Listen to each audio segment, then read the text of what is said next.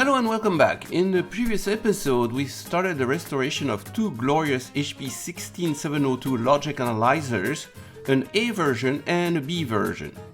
In part 1 we took the machines apart to access the loud fans and the CMOS battery, which was way more difficult than expected. But it familiarized us with the glorious entrails of these machines, in particular with the PA-RISC processor lifted straight out of an HP 9000 workstation, running the then quite powerful HP UX operating system, HP's version of Unix 5. In episode 2 we finally got our HP 16702A to boot again by using a SCSIknife disk emulator from my friend Antoine. We got the analyzer to boot in the Agilent branded A02 version of the software that we stole from the 16702B machine. However, it failed the LAN installation, probably because the B has the newer 100 megabit Ethernet interface, whereas the original A only has a 10 megabit Ethernet port. So it looks like we can't escape a reignition, which is HP's poetic name for bare metal reinstall. The much dreaded reignition procedure is done from a CD-ROM, which image you can fortunately get online. However, it will need to be read from a CD-ROM drive, but not any CD-ROM drive. Not only do you need a SCSI CD-ROM drive, but you also need one that's compatible with the notoriously finicky HP unit. For the Model B, that's not a problem, as it has a drive integrated at the back, provided it still works. But our A unit lacks the CD-ROM reader altogether, so we need to find and attach a compatible external SCSI CD-ROM drive. Or do we? Okay, for the next step I'll try the reignite method, and it's more complicated. You need a CD-ROM player, that's SCSI, and you need a correct adapter. And also I put it to address 2. Where is it? 2, right there. I think anything that's not 6 works. Oh, come on. Don't do that to me. So the back is SCSI 2, single-ended. I should do it. So I put a empty card over here.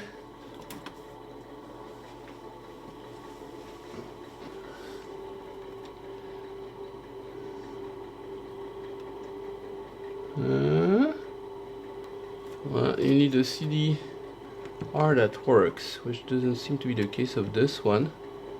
Come on. Okay, so we have our first problem.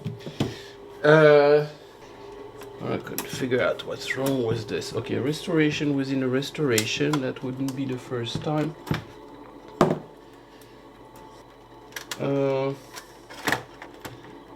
Okay, there's certainly stuff that should be connected and is not connected. Okay, I'll put the one that comes from the other instrument, and it's already wired at 1, I think.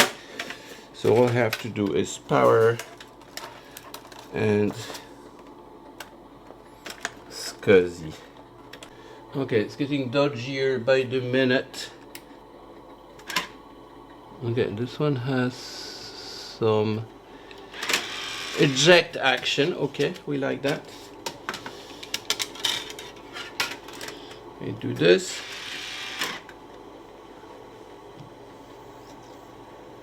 What is life?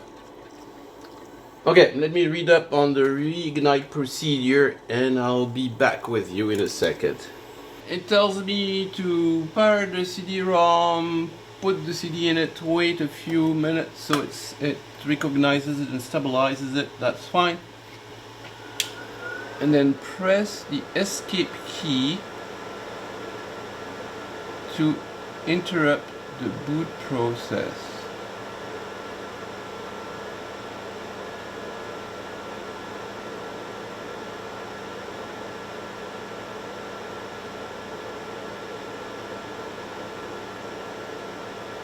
Okay, I did interrupt it, and I have a little command prompt. Oh, I need to have it search, so I do S S E. Hello. S E. Oh, it's unhappy. S E. There you go. Enter.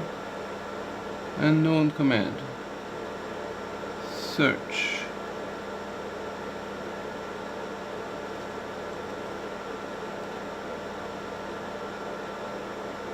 Searching.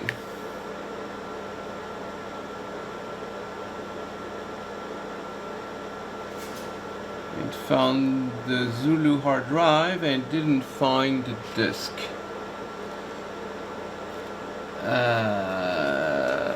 Okay, that's very annoying. It doesn't know it exists. So we have two CDs that don't work, which is a bit of a problem. Well, the other CD, we don't know if it works or not. It just won't eject for some reason.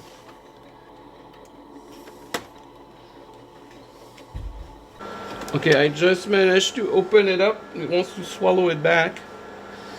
Oh, except my other disk. No. Don't do it.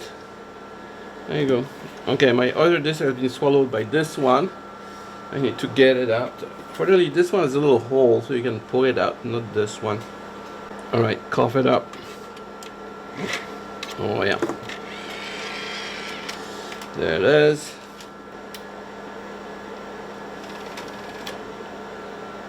Slurp. Try this again. Okay, there's some activity at least. It's stoking SCSI. And here I need to escape, and escape.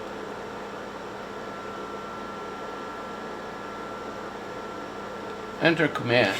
Alright. Enter. Search. So it wants one enter before you can enter a command. Right, let's see if it finds this.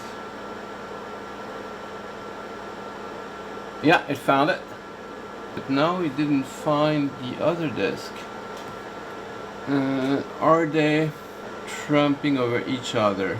Yeah, I bet you I got my wires wrong in the back of the SCSI and they're on the same address. Let me change it to something else. Alright. Okay, I changed the address because I'm not sure I have it plugged correctly and counting addresses correctly. Okay, enter command, enter, search, enter.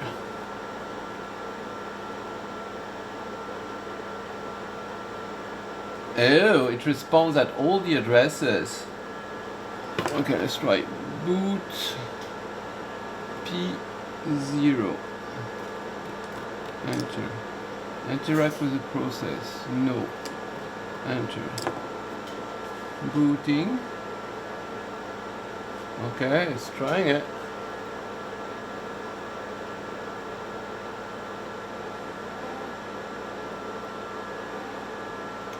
Alright, booting and failed to initialize. Okay, so that's not promising at all. This is more difficult than expected. Right, I tried several things. I added a termination to the SCSI. I'm not sure if this thing auto-terminates. That didn't do it. I hardwired the disk like the other one to address one that didn't do it. I noticed that the other disk had parity on. I put parity on, it didn't do it. It's discovered many times. Then I tried this with a termination, that didn't do it either. This one gets recognized everywhere, this one gets recognized nowhere. And then I said I'm an idiot because the SCSIknife, which is a Zulu SCSI thing, it's an implementation of Zulu SCSI, and Zulu SCSI can emulate CD-ROM drives. Not only can do that, but it can emulate a hard disk drive and a CD-ROM drive from the same card. I am an idiot. The little SCSIknife can emulate more than one SCSI device at the same time. Just put an ISO file and rename it cd1.iso and it will emulate a loaded SCSI CD-ROM drive on address 1. Then put another empty file named hd6.hda with the file size of whatever gigabytes you want your hard drive to be, and it will emulate a disk drive of that size at address 6, and bada bing bada boom, Bob's your uncle. So all you need to do is to put an empty 50 gig file that starts with hd6, and that will be your hard drive, and I put a copy of my ISO file which I renamed cd1.iso, and that will be my CD-ROM at address 1, supposedly. So now I disconnected everything. It should be just the Zulu SCSI emulating both, and we'll see if that works any. Okay, interrupt the boot, do a search.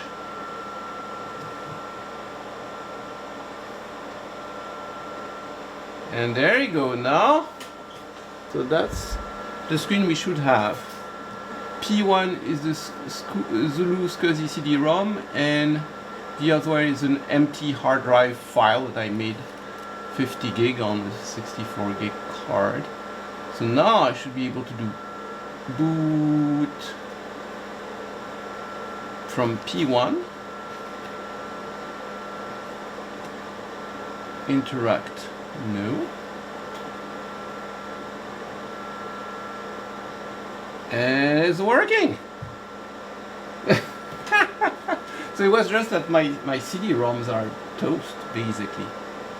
Well, thank you, SCSIknife. Alright, so it's testing memory. Alright, blah blah blah blah blah blah blah blah blah.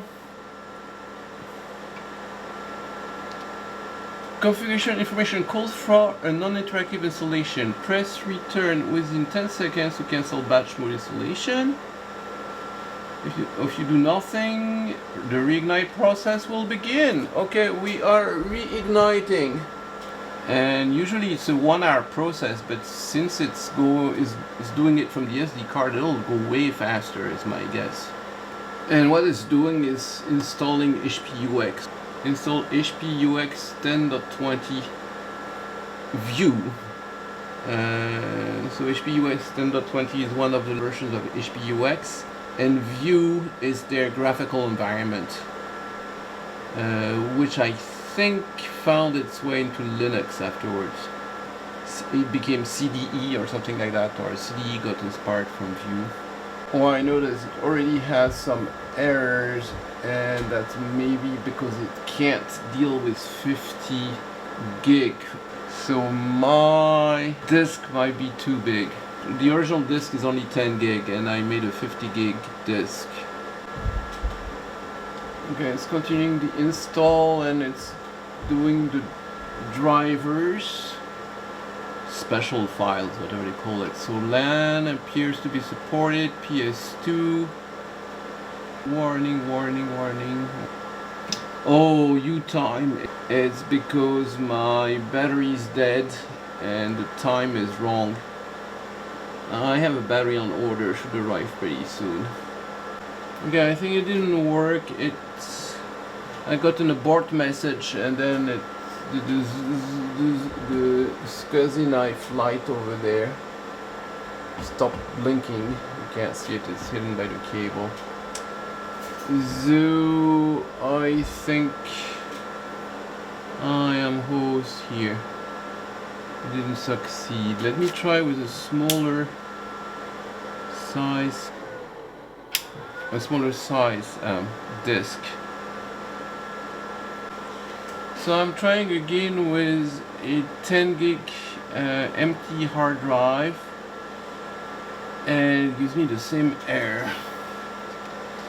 Dump logical volume size behind the IODC max address. Unable to add or swap for device. Increase the tunable parameter max swap chunks. Alright, I finally got it to work. I ignited with an older revision of the software, the 2.50, and that did work fine, and as you can tell now it passes everything, the LAN is working. So I don't know what was wrong with the newest version of the software. Maybe it doesn't work on the edge or on the B, but that just worked as advertised. Agilent branded, and we have an empty frame. Yeah, A02500. Network's working. It knows the HCP. Okay, it's much better. Right, so this version, I don't know if I could spend a little bit more time and see which is the newest version it can sustain, but this is not bad at all. We got a functional machine here, at least as far as the chassis is concerned. But before we go on and put finally some cards into the thing, we're not done with the software installation because there's some hidden stuff. So you have to go to the admin tools, list what you have,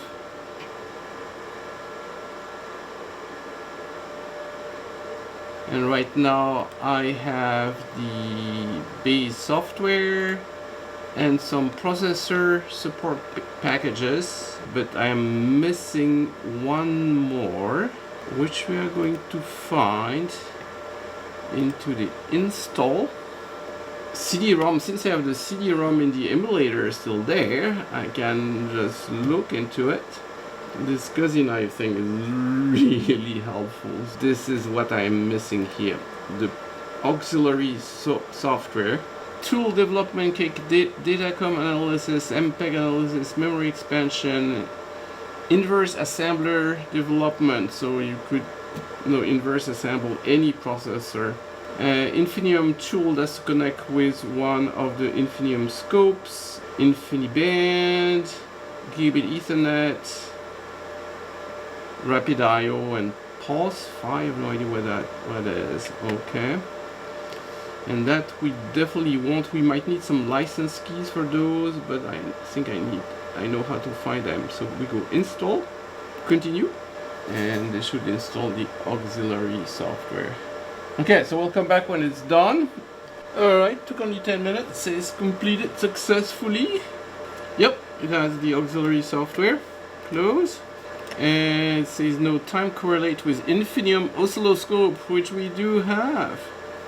Whew, okay, well, reigniting was way more difficult than I expected.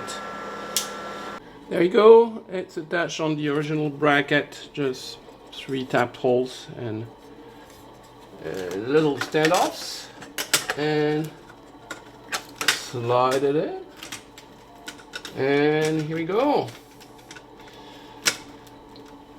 As good as the original, actually better, because the original was version A1.50 and this is version A2.50. Alright, we survived the reignition process, and now that I know what to do, the next time will be a lot easier. Just using a SCSIknife or another Zulu SCSI derivative to emulate both the CD-ROM and the HD drives was the ticket. No external fancy CD-ROM drive needed. Also use version 2.80 of the software. Anyhow, after this educative adventure, we are up and running and ready for more hackery to fix the fans, the keyboard, and start stuffing the system with cards.